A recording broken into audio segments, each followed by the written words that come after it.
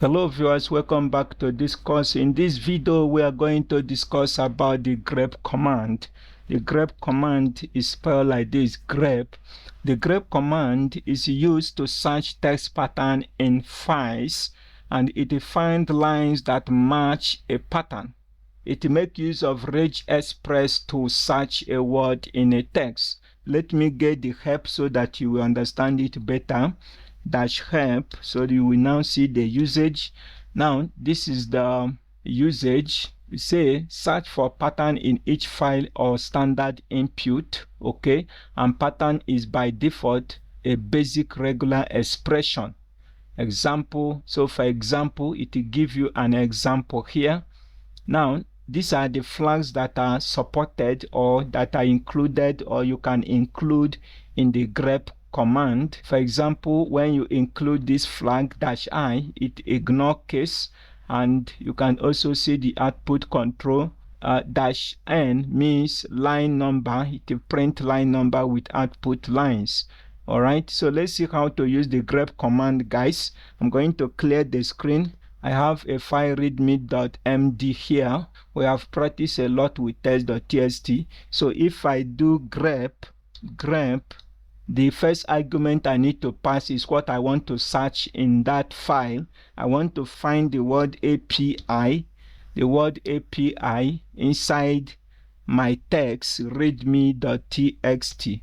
Like this. If I press enter, it will return the line that have the word API, okay? And if you look at these lines that it will return, you can see there is API here, there is API here. You look at this line as well, you should see API. Okay, this is it here, API is here. It will return all the lines that contain the word API. If I run the command again, this time around, I want to ignore a case.